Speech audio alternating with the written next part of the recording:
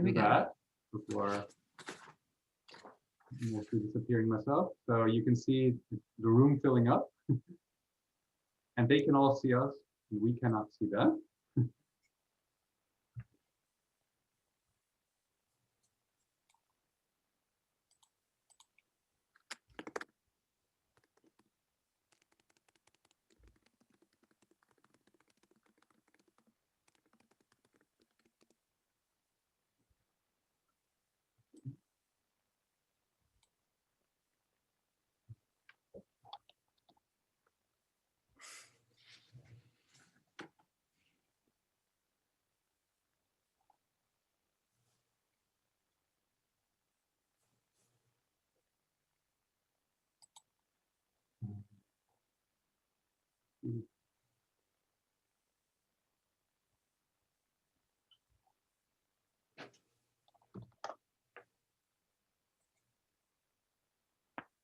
We should entertain our audience. We will be online. We will start very soon. Just waiting for everybody to enter our room. It's wonderful to see so many friends and colleagues on this list. Greetings to everybody.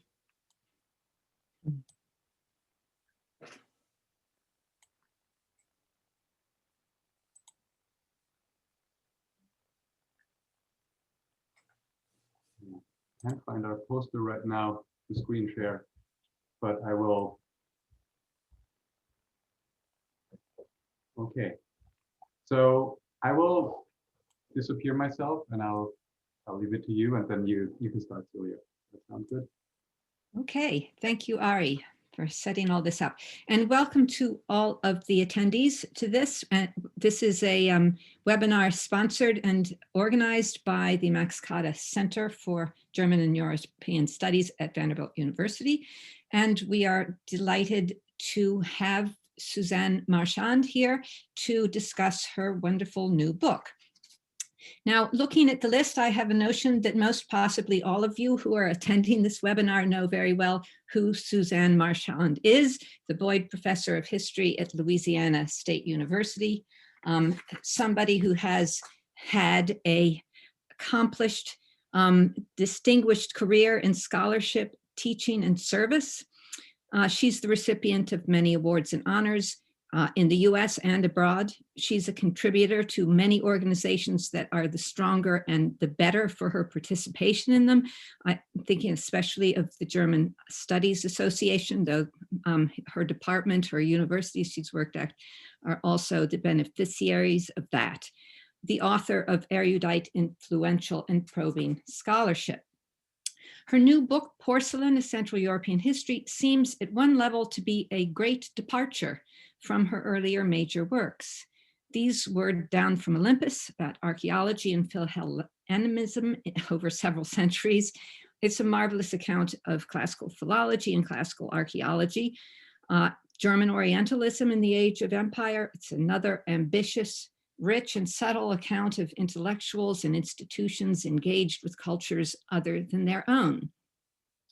The subject of porcelain, as many of you know, began as a labor of love, almost a jeu d'esprit, in the mood of now for something completely different. And it is different, but not completely. It is different because of her decision to immerse herself in economic history, for one thing. The consummate scholar that she is saw quickly that she couldn't write this history without the ledger books. And so she learned new methods and took the measure of a substantial and new historiography. It is different because it has a very clear and seemingly contained focus also. It doesn't at the outset look as sprawling and magisterial as the other ones. And yet, for me, the experience of reading it was to be constantly reminded of her earlier works, not just because, once again, she covers centuries, but because of the graceful balance between detail and big picture, between argument and evidence. This book is much more than a story, though I reckon she uses that word much more often than she did in her other books, not that I've counted them, but she notes in many places in the book that it is a story, but it is a story only so accomplished and probing as a scholar as like Sue could write. As in her earlier works, she has a feeling for historical irony. She finds patterns and meanings where other writers on this commodity would just see mountains of facts. She finds humor and humanity in all things and shows the great pleasure of the work that she is doing, the great pleasure she takes in it, which also transfers to us. Once again, we sense that inner calling to scholarship that Max Weber was talking about in Wissenschaft als Beruf, and she pursues it here with devotion. So let us begin. Sue will first speak somewhat briefly about it with some pictures too. And then I'm going to pass the baton. Actually, I'm passing the baton to Sue, and Sue will pass the baton to Helmut. And from there, we will be monitoring the question and answer boxes and bring those questions in. So Sue, welcome. Looking forward to this. Thank you so much, Celia. I think this is the third time I've had the great pleasure of being introduced by Celia, and each time it just about makes me cry. It's a real delight to be here. I'm so thrilled to be able to share this work with you, and I hope to convey in describing some of what I've done just exactly what Celia said, the pleasure of this work. It was a strange departure for me, but it was an incredibly enriching one, and I hope to share some of that with you, and perhaps we can add a little levity in our difficult and dark times by turning to this subject of porcelain. So let me also thank Ari and Sydney Grimes for organizing this webinar, and thank you so much to all of my friends and colleagues that I see on the panelist list. I wish I could see your faces, but I know that you're there with me in spirit. Again, I want to start by emphasizing pleasure and the fun of writing this book, and how fascinating and unexpected were the many things that I learned about in the course of its research. I learned about the role of chemists in enabling mass production in various industries. I learned about the centrality of wood in cameralist arguments over the allocation of state funding for businesses, about the 20th century uses of porcelain as a wartime substitute for metals, and the massive battles between cartelized manufacturers and increasingly organized luxury retailers. Before I came to this subject, I had no inkling of the 18th century origins of competition on price, or the existence of Wandermagazinen, or the extremely long and miserable life of the Thuringian putting out system. I learned a great deal about the transfer of Italian tastes via France to the politics of the Holy Roman Empire, and about the DDR's pursuit of hard currency, even when this entailed significant ideological contradictions.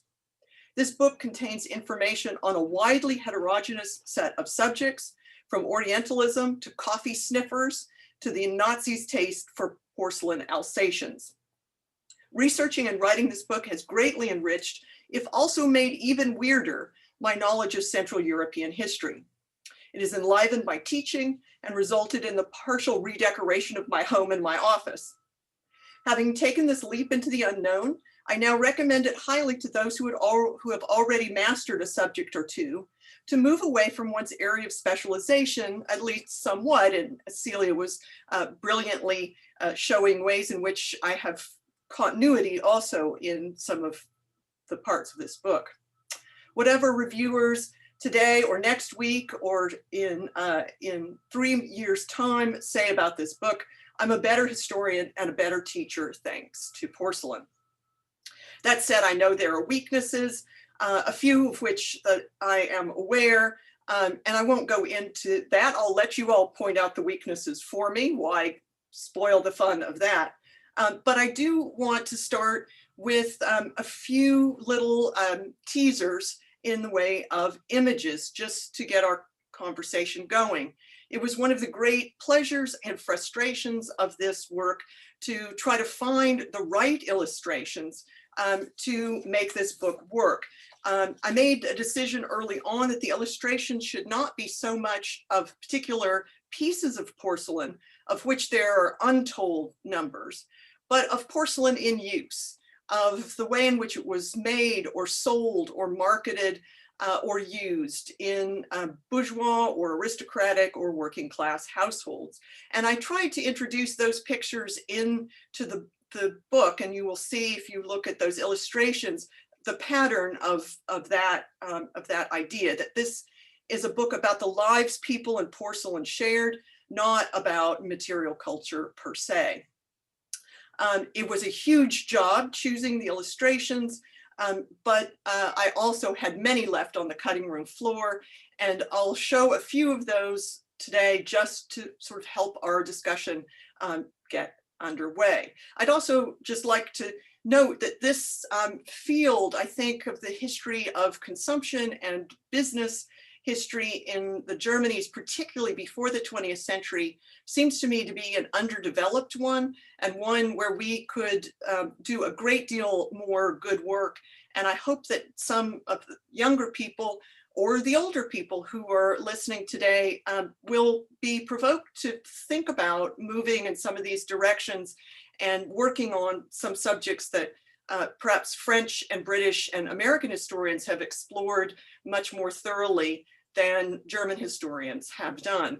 And I hope that you will think about that. Mary Lindemann and I are planning to organize a GSA seminar on that subject, and that might be a first opportunity for us to look at some of that material or to get started on new projects. And I know some of you who are in the participant list are already doing that, and I can't wait for our further conversations. So let me try sharing this screen and see if we can talk a little bit about some of the images that I left out. And I can provoke you a little bit more with some of those, some outtakes in the famous way of those movie teasers that come after the movie. I wanted to start with this, speaking of movies, this pretend movie paint poster that stands in the museum called the Porcelain Welten Museum in Calle in Thuringia, which portrays the four inventors who combined to make possible the development of white gold in Saxony. I thought this was utterly hilarious to portray these four kind of artisanal chemists in this heroic way. But it gets, I think, to this, this further question of how to deal with invention and how to deal with the ongoing industrial revolution, which may be in some sense pioneered, started by certain people, but which has a prehistory and a post-history. Porcelain, like many, many other commodities, was not only invented once and for all, but was a process of constant reinvention and tweaking and additions and destructions. So we can heroize the inventors, the alchemist Johann Friedrich Butcher, but we also need to remember that this is a longer story, a longer movie than one might otherwise anticipate. Speaking of previous themes, one of the sort of surprises to me, one of the things that got me into the topic was to try to seek Orientalist and or classical patterns in the production of porcelain over the course of the 18th, 19th, and 20th centuries. I hoped I could count styles. That proved to be a bit difficult. But what I did find was that the classical far and away outnumbers the Orientalist figurines that you usually see. There certainly were Turks and Buddhas and so on produced, especially in the 18th century. But what was produced in much larger numbers were classical figurines, and especially figurines drawn from the stories of Ovid. It's just Ovid, Ovid, Ovid, over and over again. This was clearly an 18th century obsession. And there's something else that could be more deeply investigated, both in literary terms as well as in material culture terms, is the long reach of Ovid into the German states. I tried in some parts of the book to illustrate meals and how meals were taken and how people were served. This is a very difficult thing to get at, as Claudia Kreklau, who's on this list I see, knows very well and has helped me try to understand. We have only very few illustrations that really give us an up-close look at how consumption was actually done, as opposed to critiques of consumption. And here again, I think we just have a source problem that we may well be able to overcome with more people working on the subject. And I would really welcome anyone who can help further with handbooks or with various kinds of other popular culture sources, so that we can get a better idea of what people actually ate and how they ate, what they served, how they decorated the interiors of their homes. Again, that's something much better known for Britain, France, the United States than for the German states. Here is something else I learned about, had no idea about before this book, and that is the way in which advertising worked in the 18th century. I won't go into the whole series of price courante, but these were sheets that displayed the price of a particular commodity across a number of markets. And I think it points to the first forms of competition on price in the 18th century, something that was completely unknown to me when I began the project, and is a very interesting way into understanding how industries began to compete with one another and to level down their production in order to meet certain price goals. That was part of the cameralist project that, again, I think needs a more careful consideration and more documentation, perhaps particularly more concrete comparisons to clarify exactly how that works and in which industries it works.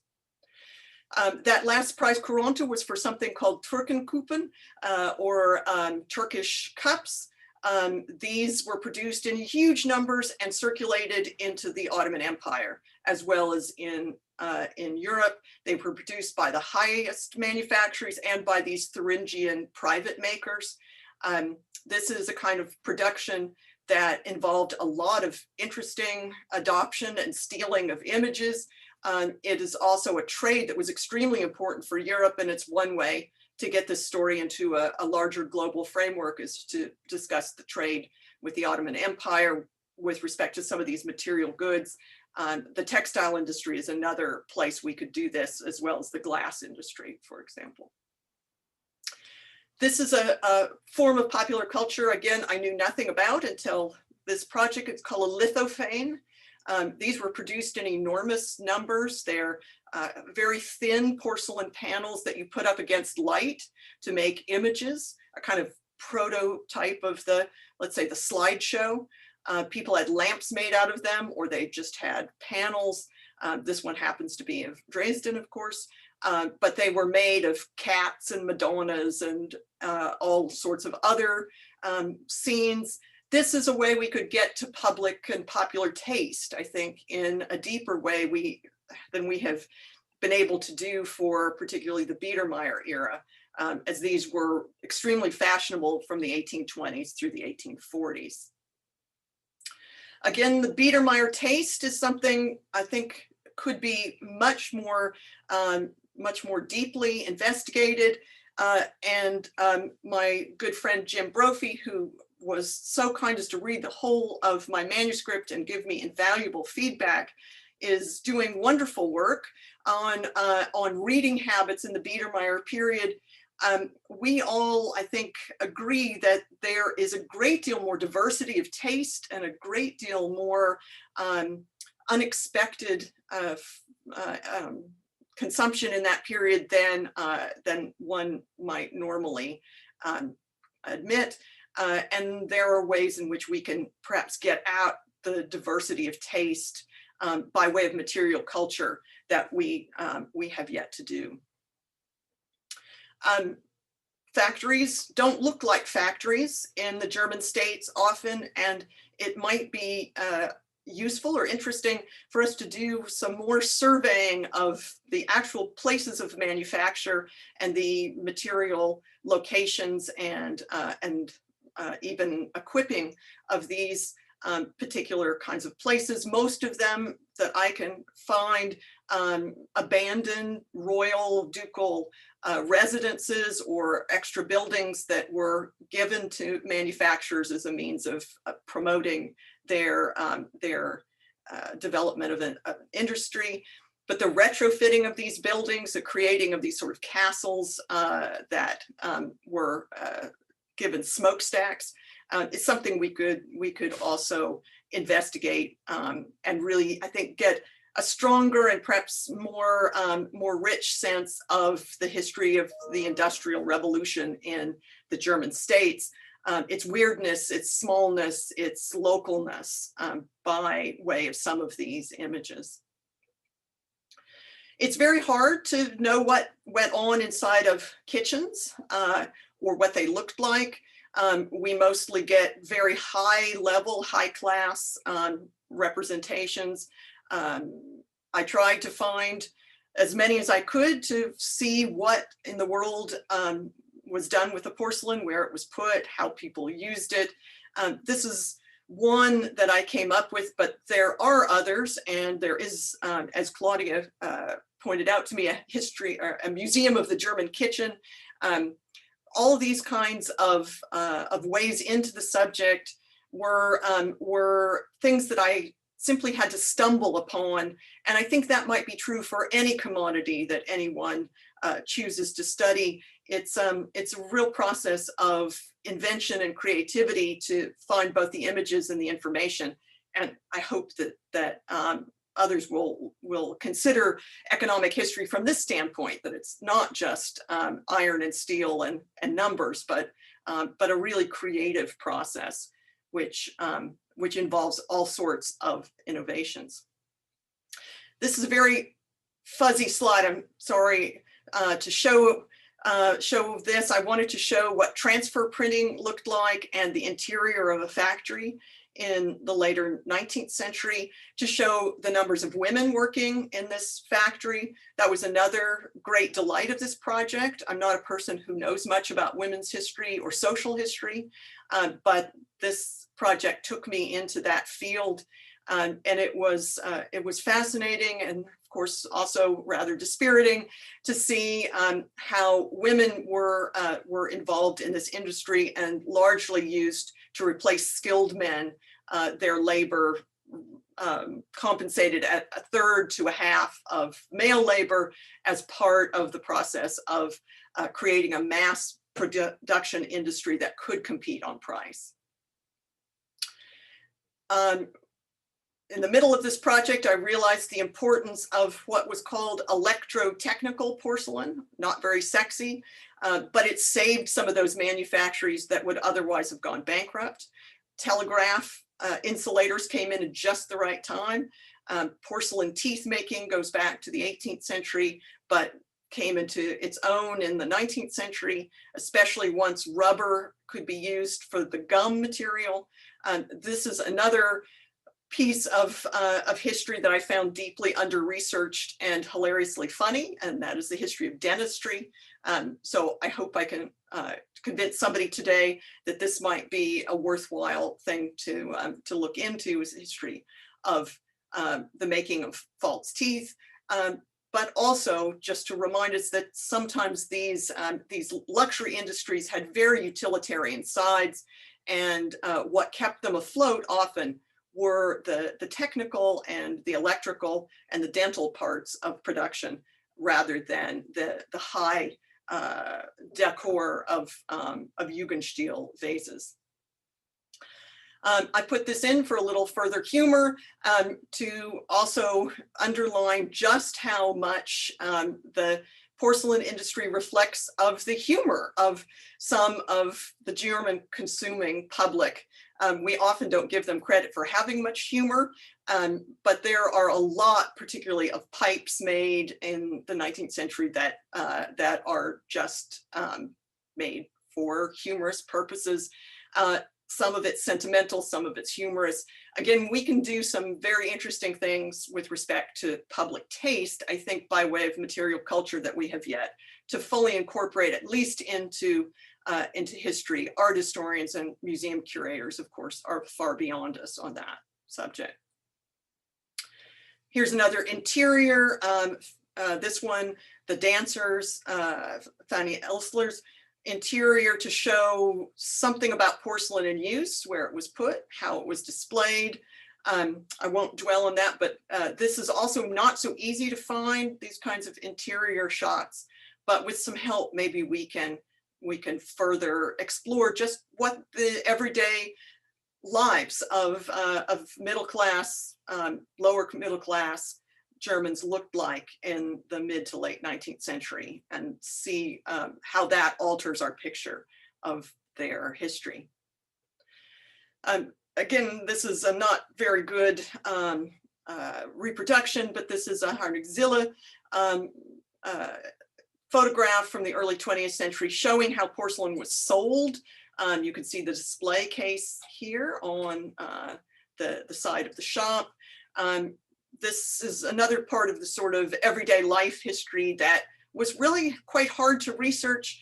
I learned a great deal from Uwe Spickermann's works about the history of small business, but still there's a lot to be done to try to understand when consumption of certain kinds of household goods began and how widespread it was, what the customs and manners were of the German consuming classes in the 19th century. I stumbled on this too late to put it into the book, but it is one of a series of pictures from the Rosenberg warehouses showing the wares that had been expropriated from Jews who either left or were forced out of Germany or deported. There was a tremendous amount of porcelain exchanged at this point, and there are many stories about people who took porcelain very carefully on their travels or tried to protect it, and some who managed to make it into exile. And then there are many stories, many pictures that document just the amount of this particular good that was confiscated and perhaps then sold by the regime afterwards. Some posters to remind me just to say something about the DDR history of the industry, which went on without really batting an eye. This was a good way to make hard currency. And not only did the DDR continue supporting the Meisenworks as a state-funded enterprise, they also marketed this material in the West, happily sold it to the West. They even made postage stamps to boast about their production of Meisen. And as my friend Catherine Azelstad recently showed me, they even made playing cards to boast about their production.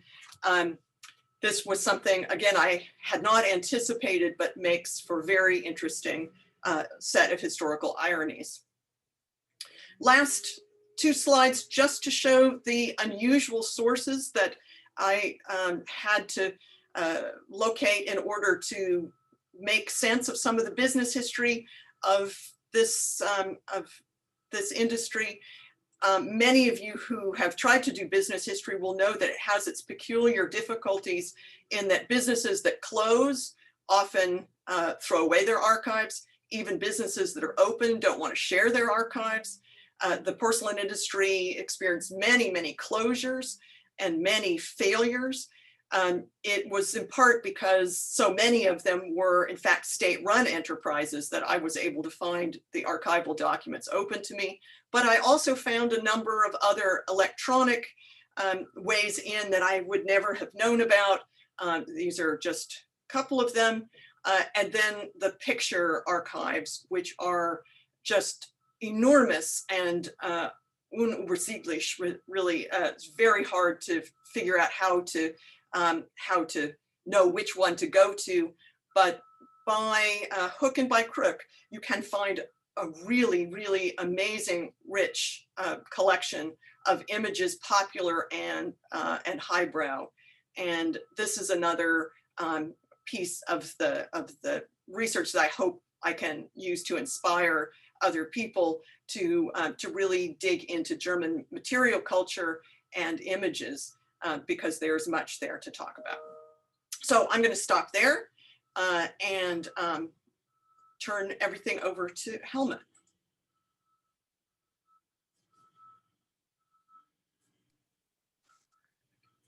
Thank you, Sue. This is such a fascinating work. And what we would all like to do is just take up the whole time gushing about it. But we are not allowed to do this. I will, however, very briefly echo Celia's judgment about the high literary qualities of this book, the beautiful balance between general insight and detail, and the just cornucopia of things that you learn about German history as you read the pages of this wonderful work. Now, in the introduction to this beautifully conceived and executed book of social, economic, and cultural history, Sue Marchand quotes our colleague Leora Auslander, who writes specifically about material culture, that, quote, "The best works seek to grasp how the large-scale transformations of the world are crystallized, reproduced, and changed in the small gestures of the everyday.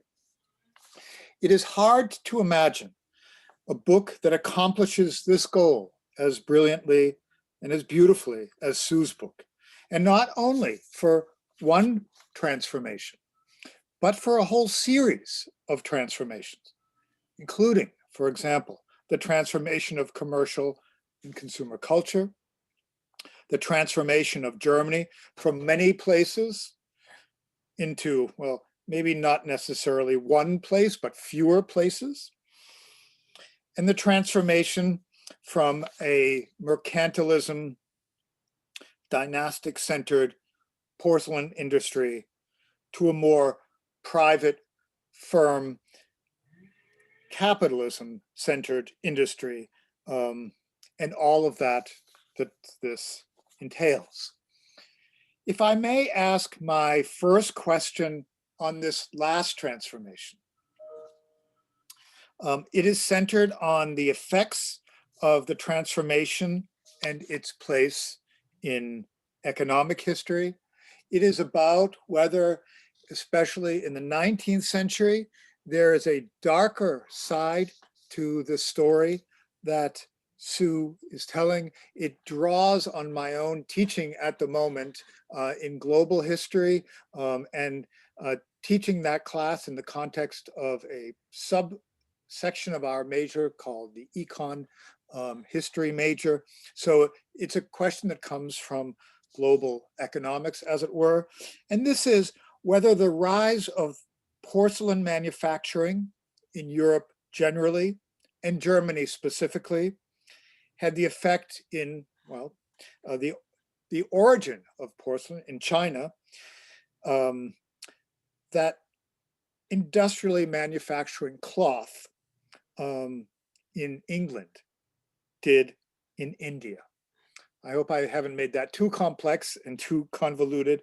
I'm not sure I had a verb at the end of that, but the effect, of course, in the British and Indian case was that it utterly obliterated Indian cloth manufacturing in the early decades of the 19th century, and led led in very important ways to the immiseration of that country in the course of the 19th century. So if that could be my first question. The second is not so much my question, but an insight of Alexis de Tocqueville's, reworked as a question, not by me, but by Sue. One which I wonder if she would take a stab at answering a bit more explicitly than is the case in the text itself. Tocqueville's insight that Sue quotes, and this is me learning from Sue's book, was that in the 1770s, the French were becoming more like one another than ever before in their behavior, in their patterns of consumption, even in the way they dressed. Does the history of the consumption of porcelain allow us to say the same about the Germans? Now, before you think, oh, here the historian of nationalism asks the usual nation question, I will point out in my own defense that Sue herself raises the question in the text. And I will also point out that one of the marvelous things about this book is not just what Sue lays out in particular, but the many questions she asks in the book, so that you feel like this history is coming together as a series of answers to well-placed, well thought of, and answerable questions. And for young historians and old historians trying to figure out how we actually do this, this is a wonderful thing because it teaches you a little bit about the real act of historical reconstruction.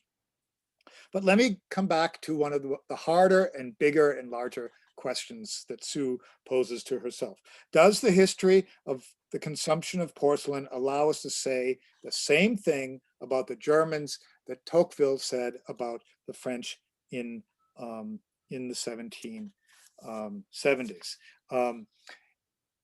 How would you sketch that out, Sue?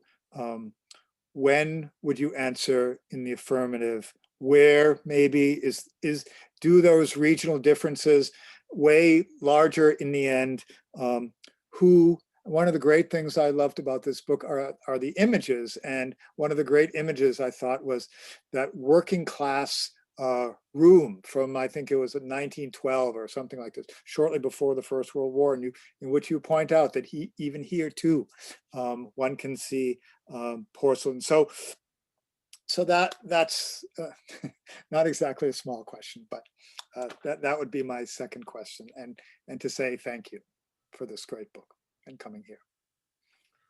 Thank you, Helmut. That's so interesting and provocative. Shall I answer his questions now, Celia, or pool them with others?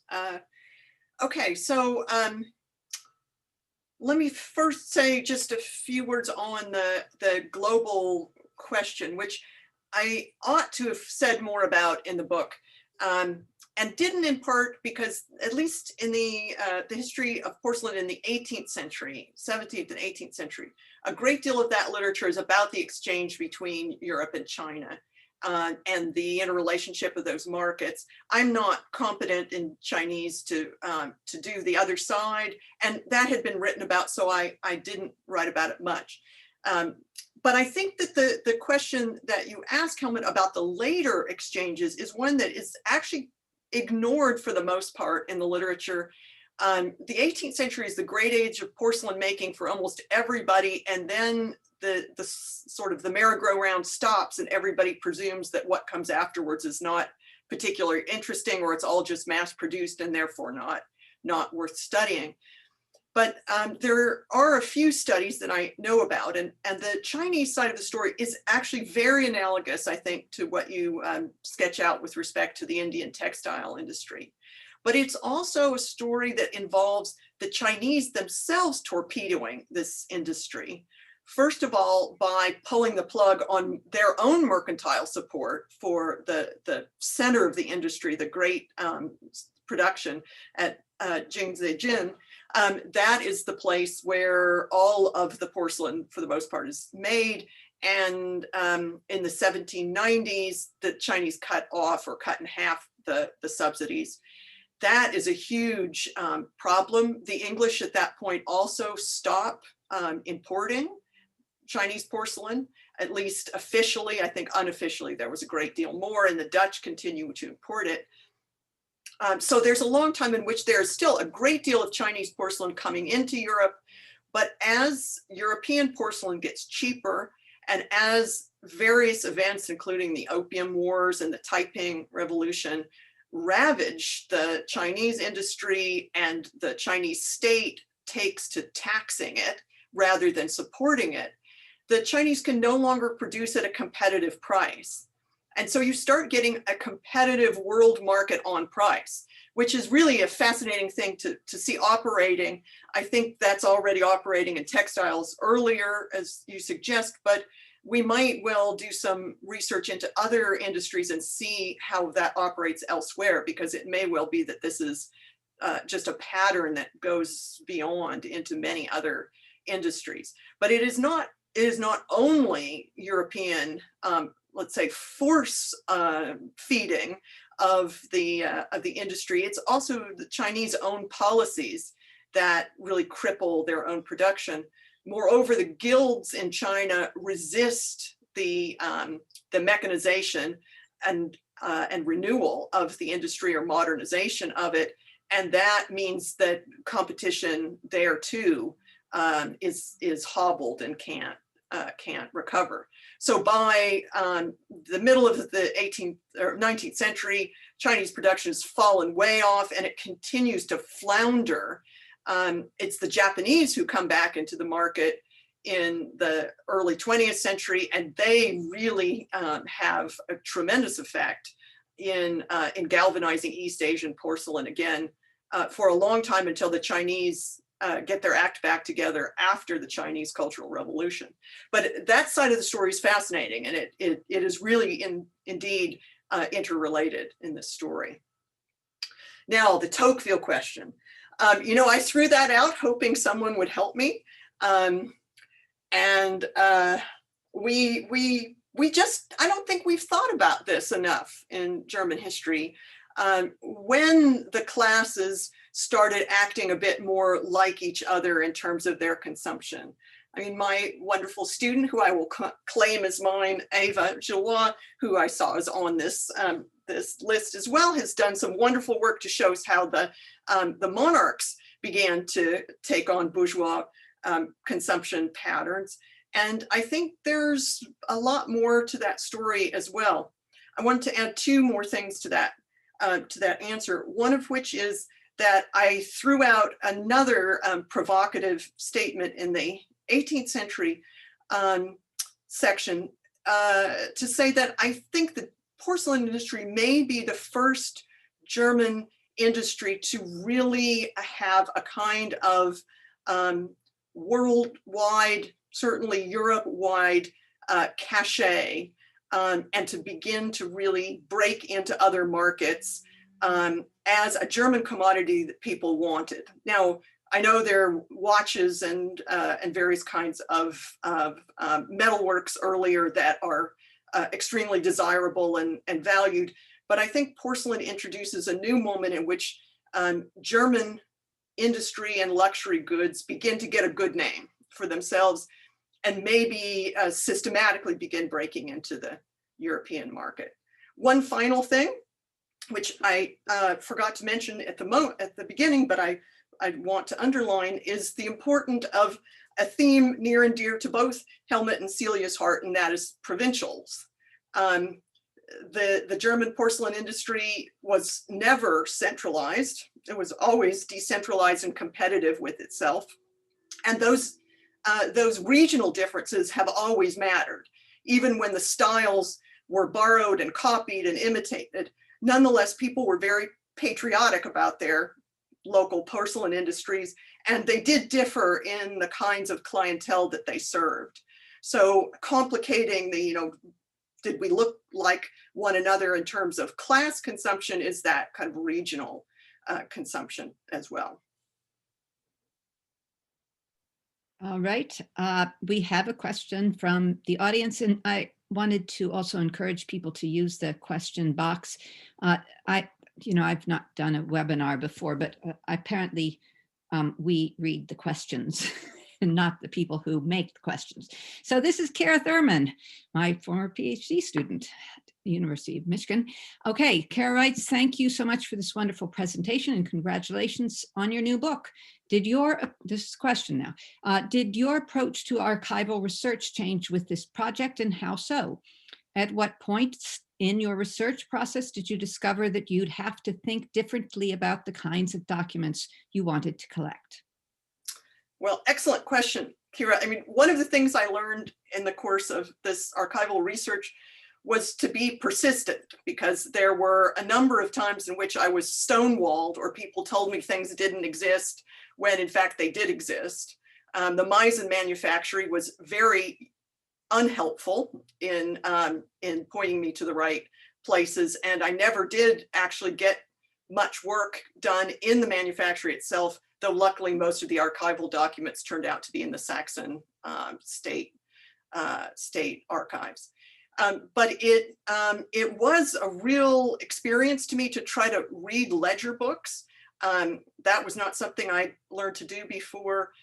It was also an experience to try to find company records. Those I found for some of the 20th century, but a lot of it was hit and miss. There are statistical yearbooks that are now all online, going back to the mid-19th century. That's very helpful if you want to get an overview of labor statistics. So I felt like I was constantly finding out something new and amazing that I had no idea about previously. There was one moment at which I realized that I was having such trouble figuring out how to find a sample kitchen that my way in might be through doll houses. So I started down that rabbit hole and did some checking into the history of German doll houses. Then there were the insulator tubes. So, it was a process of constant innovation to think about how you could make your way in by way of strange and often arcane pieces of information.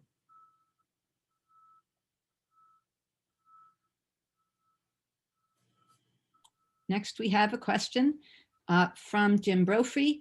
I'll read it. Point to Helmut. Maybe you should do the next two questions, so I'm not reading all the questions. Okay, so this is Jim's question. Could Sue talk about the continuing influence of mercantilist policies through the modern era? Are we placing too much emphasis on free markets, which is something of a historical unicorn? Are we distorting an important aspect of economic development? Is porcelain perhaps more typical than exceptional? That's one question. Have you jotted down? Okay. Yeah. The second one is, the book also strikes me as a call to think about small workshops, small scale economies during the long 19th century. Economic history is so often focused on looking ahead to mass production and high industry, but Sue's small potteries remind us of the many consumer items stem from skilled crafts about which we know too little. Saddle makers, tooled leather, candlesticks, furniture, barrel making, wrought iron, bookbinders. We know too little about these economies. Sue's book is a call to think the economic world of the 19th century. And to that, I'd just like to make a comment. I kept seeing, I was reading the PDF that the publisher sent to me for the blurb thing, and I kept seeing modernization. And using the search function, you mentioned modernization 18 times. So I think that was a very broad question, but I think it could also be put into what Jim is asking about. Fabulous. Thank you so much, Jim. Excellent questions, as always. Let me start with that second one, and maybe it'll lead to the first. That was one of the things that I was really struck by, was how long these workshops, there were bigger manufactories, but there were also many, many smaller workshops which finished the finishing on finished goods, put the hair and the eyes on the dolls and that sort of thing. Lots of people continued in this industry for a very, very long time to do work at home, handle fitters, for example. And a lot of the production was really very small scale. And I think that the trades that you list really are all absolutely worth study, and also worth kind of combining together to form a picture of the way in which German industrialization went on without the big factory being the major force, perhaps, or being only one in a mix. And I'm pretty sure that this recognition came to me from David Blackburn's long 19th century, but I think it could be laid out in more detail to show just how these German industries fit in and around other bigger industries and provided so many of those smaller scale cultural goods or additional goods that we don't usually think of. So much of the history of industrialization is about textiles and about coal and iron and railroads, for good reason, of course. Those are extremely important things. But the smaller trades are so important for the way, I think in particular, Central European industry developed. And modernization, Celia, I hadn't realized I used the word so much, but what I discovered was that it meant something different than the sort of standard mechanization and steam engine production. Often what it meant was the application of new methods of chemistry, for example, or the use of new, very small style labor-saving devices, or just simply overseeing the workforce more thoroughly. Those kinds of things were easier done in a place where there wasn't a whole lot of capital. And another thing that I discovered in the course of this, which needs more inquiry, is just how capital flowed or was available and not, and to whom when. It seems to me that entrepreneurship was very, very hard to undertake until at least the middle of the century, and perhaps after that as well, just because of the scarcity of capital. That's important. So that leads me also to Jim's question about mercantilism. And Jim, you may remember that at one point I even subtitled this book, The Long, Slow Death of Mercantilism. And I still think that's one of the central themes in it, is how long it took to wean this industry off of the state. And it's still not there. At the conclusion of the book, I tell the story of Meisen's recent troubles. It's still a state-run industry, the last one that has been continuously state-owned, and it's now 20 million euros in debt. It's just impossible in some of these cases to take the industry off of the state's ticket. And I think that one of the reasons for that is just the dearth of capital from other sources. The state was needed to provide capital for some of these industries, or to keep them going in times of need. And even those that weren't formally owned by the state often got kickbacks or various kinds of assistance. But that's in the modern European and American world not new either. We talk about private industry and private enterprise, but so many corporations have so many deals, so many subsidies from the state, so many forms of assistance that perhaps we have kind of oversold private industry on the whole, not just in the history of modernization. Okay, thank you. The next question comes from Claudia Kreklau, and she thanks you for the pleasure of listening in on this wonderful topic, and writes, "I'm fascinated by the vast potential to explore further areas. I also hope to see more development in the areas you point out, and was very grateful when I read Porcelain to see you champion the study of the allegedly mundane.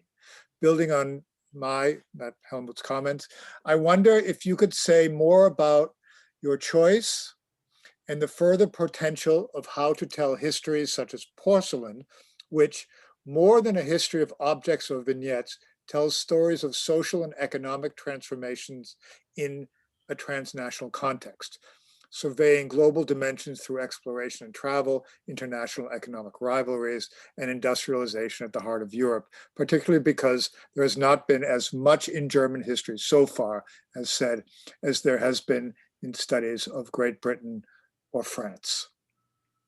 So. Okay, thank you, Claudia. I hope that everybody will also know of Claudia's work in the history of food. She's one of the pioneers in this subject, particularly for Germany, and the history of kitchens and the use of the household for food production. I think there are lots of possible industries that one might look at, but none of them will be exactly the same. The glass industry might be the closest to porcelain, but then some of those that Jim mentioned, the history of saddlers or leather tanners, though very interesting, will have a different dimension and different markets and different particularities. Food production, as both Claudia and also Corinna Treitel has shown, have all sorts of other considerations that need to be woven in. Jim's work on the book trade shows just how important and ubiquitous that was, what enormous amount of energy and talent went into that. But all of those markets and all of those items have different kinds of qualities to them that mean that none of these histories will be exactly parallel to porcelain or have exactly the same kinds of sources. So it's going to take, a village for us to I think, really get out into this world. I think, one of the things, maybe Helmut could comment on this, but I will throw this out. I think that one of the things that's held us back from some of this work for some time is the sense that German history needs to be about things that are really, really serious. And therefore, it needs to be about things that are heavy and metallic or political. And so we have perhaps neglected some things because they seem trivial or froofy. Maybe that's fair enough, and maybe we needed to do that for a while, but maybe we can find ways now to liberate ourselves from some of that burden and look at some other things. Okay, you heard it here, the historiographical turn away from blood and iron to the more fragile, breakable. It starts now. It starts now. Okay, thank you, Sue. So the next question is a bit mischievous in a very good-hearted way, but a hard question. It comes from George Williamson. Sue, Sue, your first two books, and especially your first book, dealt with the history of archaeology and archaeologists. It seems now that you have written your own work of archaeology, very broadly understood. So, did doing this project lead you to new insights about the people and projects that were the subjects of those earlier books? Now, do you see what I mean about mischievous? Yeah, very tricky. Okay, so George, I do have an answer for you, and it's this. One of the things that I did at least investigate in the course of this this research was the way in which classical imagery was carried through in porcelain. And that meant that I did try to do something I didn't do in previous books, and that was go beyond the scholarly world into the popular world and look for the distribution, the reception of classical antiquity and the Orient in this wider kind of visual universe. And that made me think a bit differently about some of the people I wrote about. I think this has been coming on for a long time, but I have increasingly felt that we need to really starkly differentiate, at least maybe not starkly, but differentiate between popular forms of classicism and scholarly ones, popular forms of Orientalism and more scholarly ones. Sometimes they overlap, but often they go in different directions. And I think maybe I was not fair enough with respect to some of the scholars I treated in giving them the benefit of the doubt for rising above stereotypes and trying to do something else when the visual universe around them was very stereotypical and the popular culture very much of one very long-lasting mold. So that is to say, the departures from Ovid, for example, that you see in classical scholarship, that's striking with respect to what continues to go on as the image of the classical in popular culture. I don't know if that adds anything, George, but it has been interesting to see on a wider scale what those types and patterns look like as compared to the scholarly world. Shall I now take two more questions? Go back and forth. Okay, this one's from Jim Ritalik. If there was, as I assume, a certain degree of upmanship between Royal Prussian and Meissen producers, can you say something about what form it took and who claimed bragging rights according to what criteria? Quality, sales, innovative design, global reach? Thank you, Jim. So that was definitely a long lasting rivalry. Meissen was there first and always claimed the spot as highest quality, although by connoisseurship standards, that was not always the case. But the KPM made its way really on the basis of technical perfection, something it really thrived upon by the 1790s, thanks in part to the intervention of some cameralist overseers who tightened the budget and forced new technical innovations in Prussia, making it cheaper, but also making it technically superior. So the KPM was known and always bragged about its technical superiority. Meissen always boasted of its artistic excellence. But the reality is that both had to compete in a world of increasingly small mercantile contributions from the states. And that meant that both also had to answer to the market. And that's part of the big story here is of the belt tightening and the leveling down of artisanal salaries, for example, in order to stay competitive in the market while also trying to retain those high positions in artistic or in technical expertise. And it leads to lots of interesting contradictions and fights within the manufactories. I'll just note one thing I found out in the course of this research, and that was that although artisans were the ones who ran the factories for the most part in the 18th century, guess who ran them in the 19th century? It was the chemists, because the chemists were more likely to be budget oriented and to be willing to do away with all that art crap in favor of actually churning out more widgets or more look-alike gloss gilded teacups and selling them at a small price. So the scientists became the sort of great friends of the finance ministers because they were the ones who would put the screws to the artists, who were admittedly often spending far more money on their own side projects than trying to meet market demand. I've taken the liberty of copying a comment from Claudia Kraklau into your chat function so you would see it. It's comparing the rising and falling of cotton industries around the world. Thank you for the comment, Claudia. The next question is from Patrick Anthony. He's a PhD student at Vanderbilt.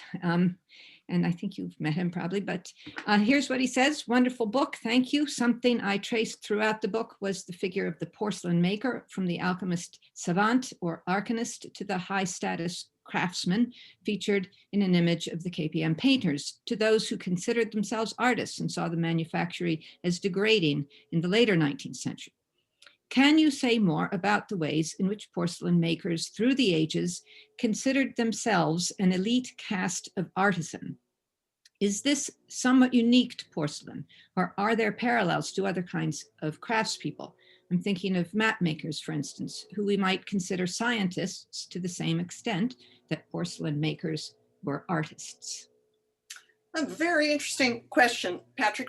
And I think you could find lots of parallels in other industries and lots of tech transfers across those industries. So between glass makers, for example, and porcelain makers or jewelry makers or silversmiths, there are lots of different craftspeople who do similar kinds of work. And there are in those industries too, people who are really producing the look-alike simple wares. And then there are those who are paid much more and who do the very high level kind of production.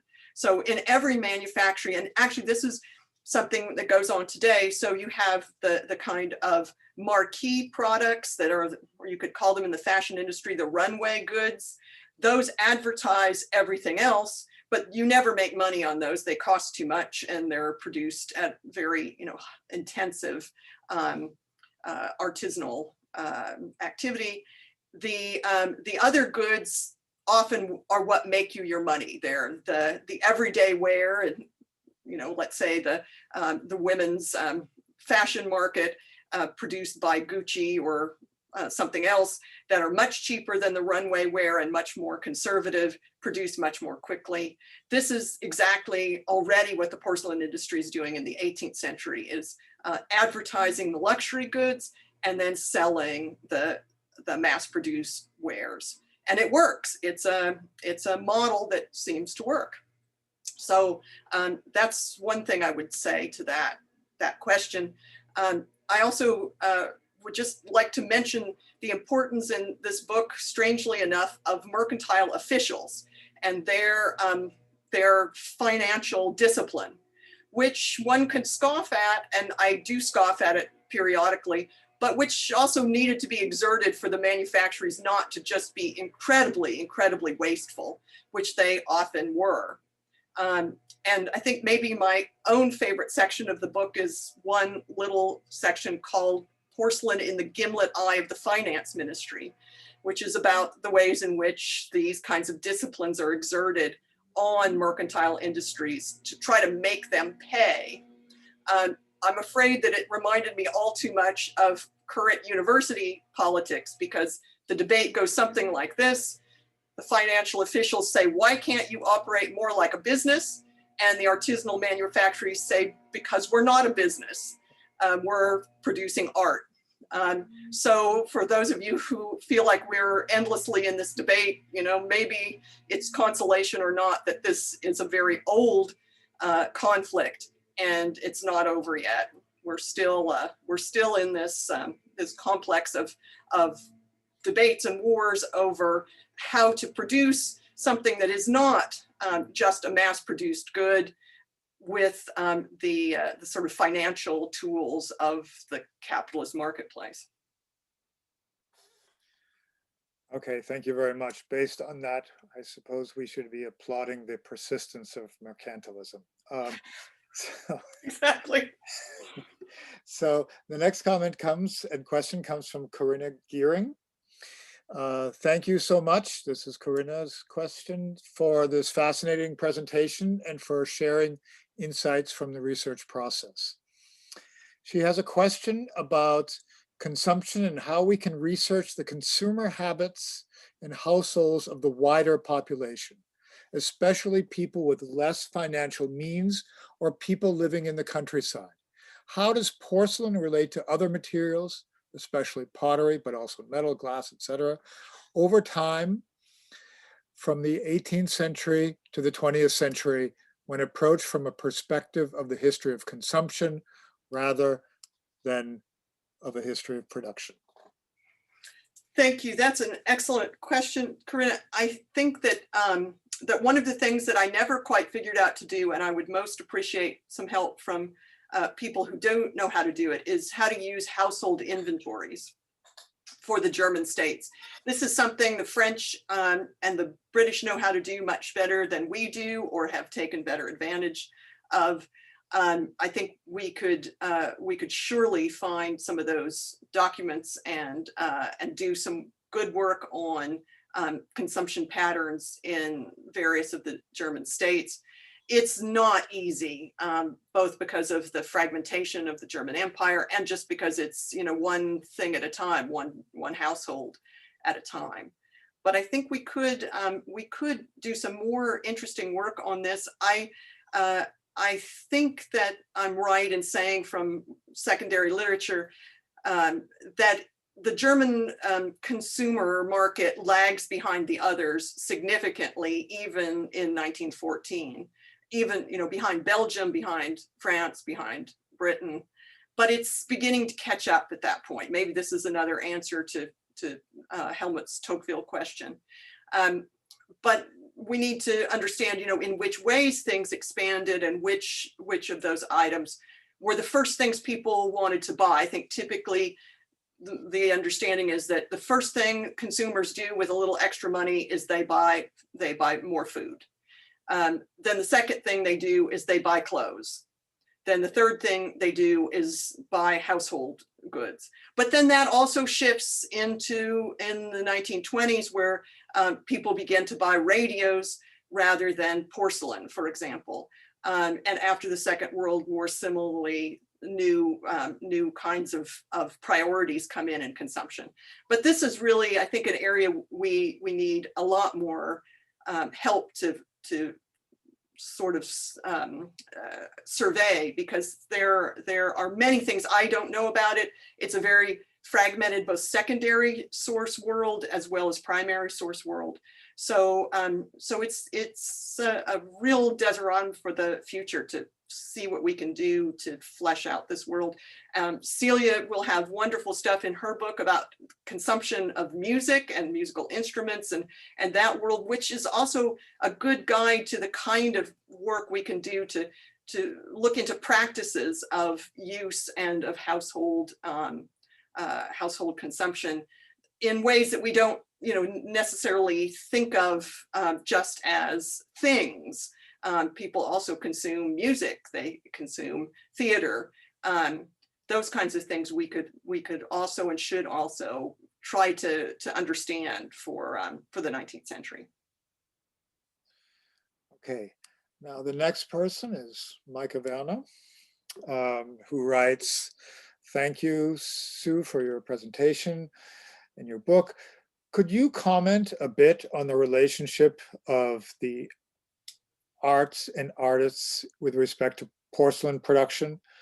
As far as I or she understands, with, for example, the Burgau porcelain production near Jena, as an example, porcelain producers were often eager to employ artists to invent new designs and vice versa. And artists were eager to engage such invitations in order to shape the tastes of modern consumers, often in the case of the Bauhaus, for example, in order to democratize modern culture. How should we talk about this changing relationship between arts and producers in the context of modernization? Excellent question, Micah.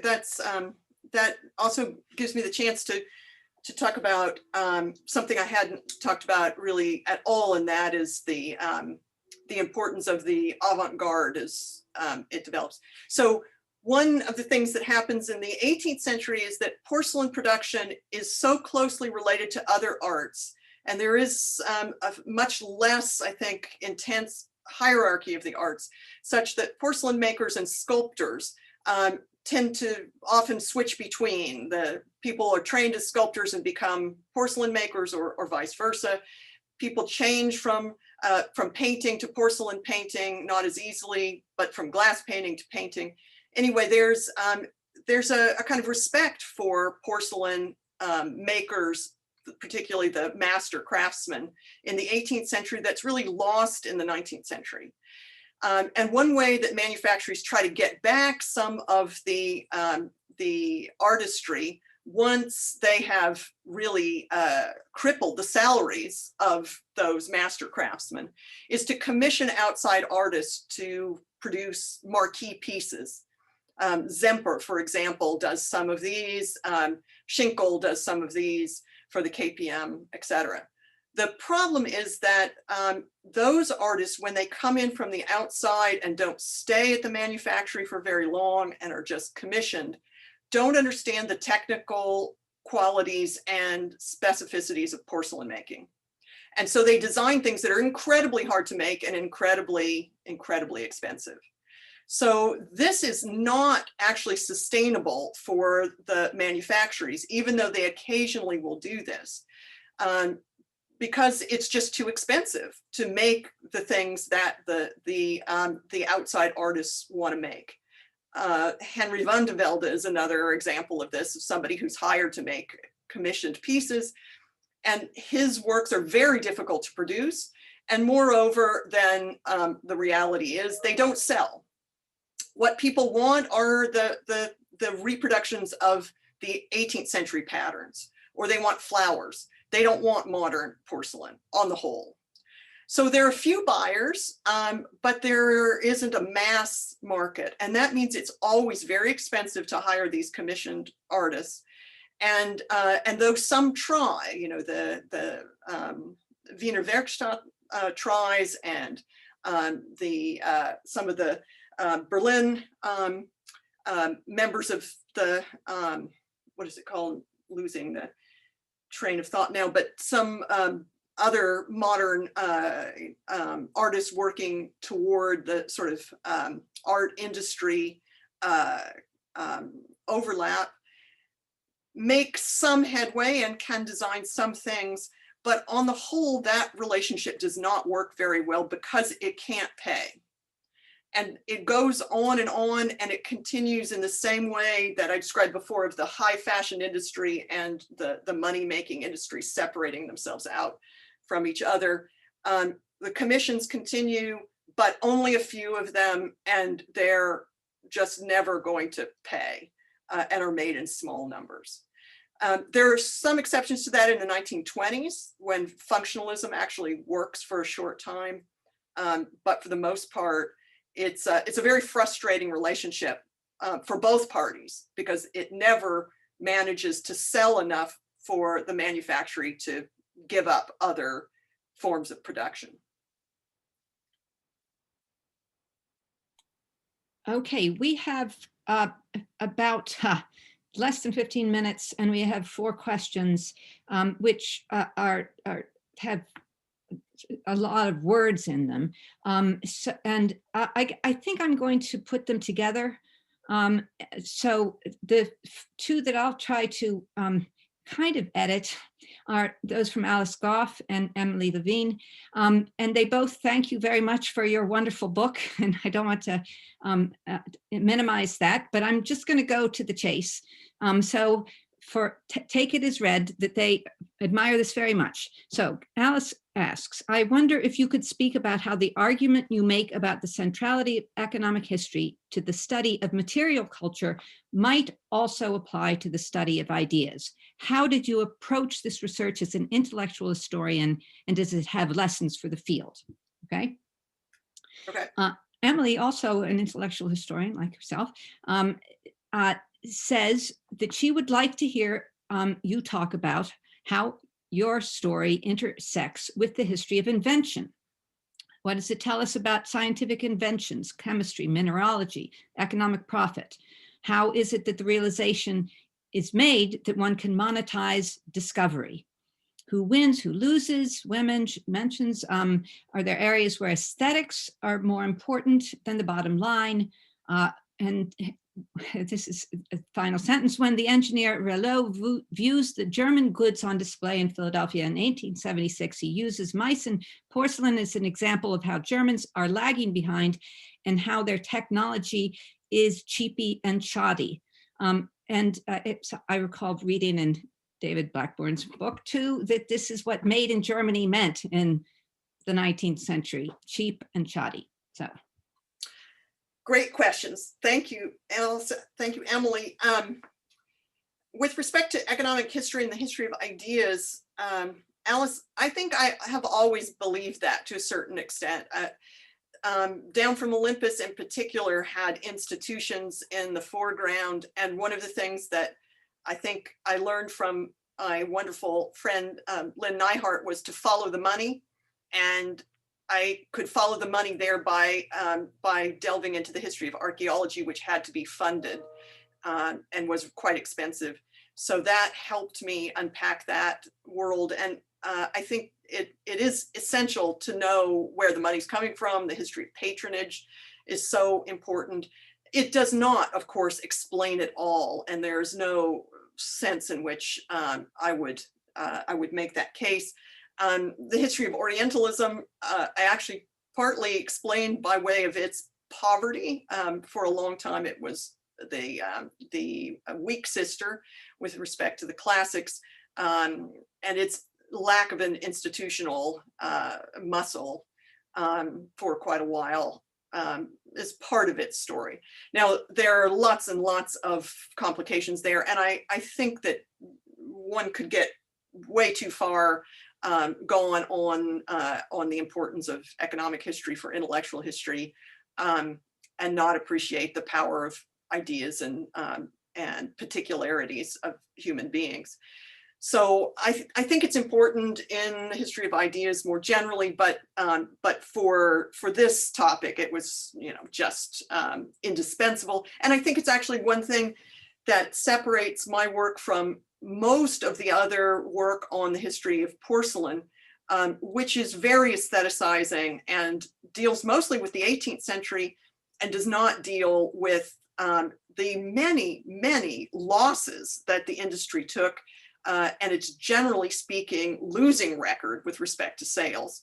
So that was something that I think I added to that discourse, in part because museum curators are the ones who have done the great and heroic work in this field, and for them that's not an important thing to put on display, and so it's simply a matter of a historian being able to do something that curators don't necessarily want to or need to tackle, with many exceptions. So now, with respect to the history of invention, what did I learn? Well, I learned certainly that no invention is the work, as far as I could tell, of one person. Technological transfers were essential to the porcelain making project. I learned about how many, many, many failures there were before people got it right. This was total guesswork on the part of many who were for so long trying to invent porcelain and stealing ideas from everybody they could possibly imagine. So the history of invention is a lot messier than one might imagine. And it also is never a one-time thing. I think it's the British historian T.H. Ashton who called the Industrial Revolution a cascade of inventions. And I think that's partly what we have to do with here. That is, all sorts of different kinds of experiments that come together to make possible an industry that that feeds on them all, from the jewelers' enameled paints to glass making, pressing of glass, the use of various kinds of presses in the 19th century to produce similar insulator caps, for example, I think adapted from potato presses. One of the things I learned in the course of this book was just how hard it is to go into business and how hard it is to stay in business, because you have to constantly innovate and constantly invent and constantly guess, and you were going to be wrong some percent of the time. You were also going to suffer all kinds of unforeseen catastrophes, wars, floods, fires, employees who sell your secrets. There are just endless possibilities for losing your shirt. And I think it's perhaps the humility that I've learned as an academic in the course of this to look at our fellow business persons or fellow citizens who are business persons with a little more admiration for what they do to try to stay ahead of those curves. Okay, thank you. So I'm also going to bundle the next two and point out that everyone congratulates you. And so Jennifer Evans writes, in your opening statement and answer to Jim Brophy's question, you emphasize the economic and business history approach. Can you say a bit more about the place of the material culture frame in your work?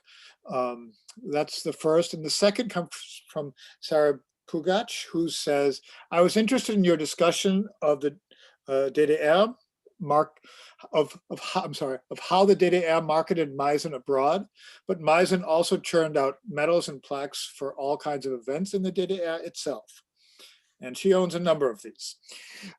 Did you look at all into this side of the business during the DDR, and how did the relationship between Meissen and the SAD play out more generally?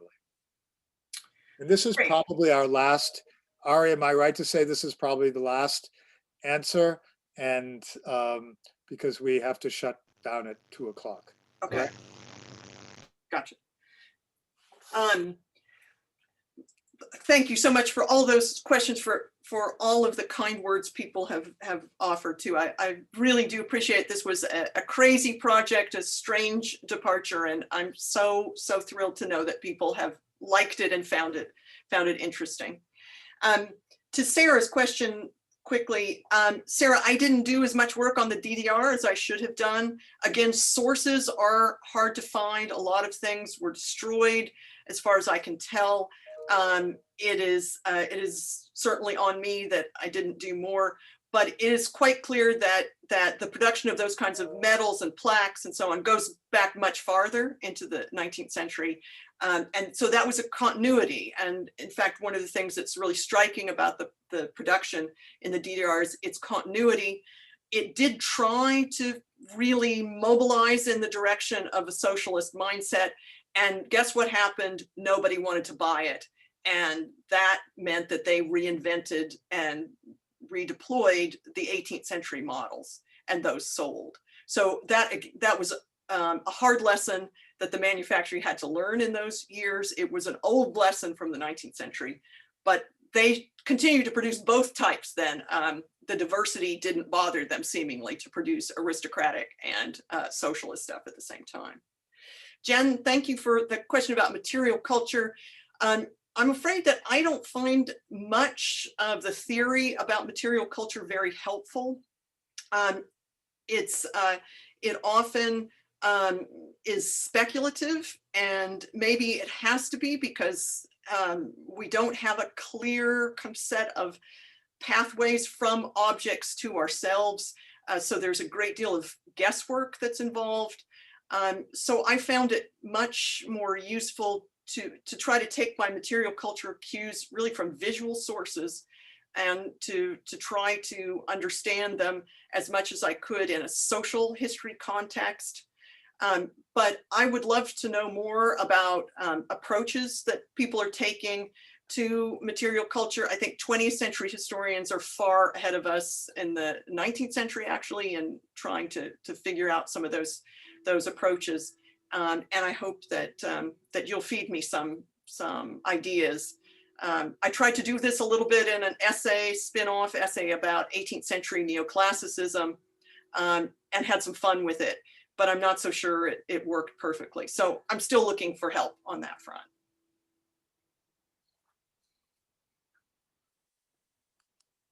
Well, we have a minute left. And there is a comment from Hélène Ducroix, and I put these in the chat again, which we will, you can look at. But Ari, do you want to come back on and say anything about anything? That is, thank you for hosting this. Oh, sorry. Yes. So, well, thank you all three of you for this wonderful discussion, and thank you all for coming to our Max Kade talk. We've done a bunch of them, and we will do more of them next semester. We don't have it all planned out yet, but stay tuned. There are many exciting books being published, even as a pandemic is raging on, and we hope to discuss them virtually. So thank you all so much. Yeah. Well, and Sue, thank you. That was that was an endurance contest. As I said, it's a clap. Yeah. Congratulations, very much from all of us. Thank you for the invitation. We all need this kind of wonderful collegial support in these times, and it's so great to see everybody's names on the list, and Celia and Ari and Helmut's faces, and questions have been great. So thank you all for making my day, week, perhaps year.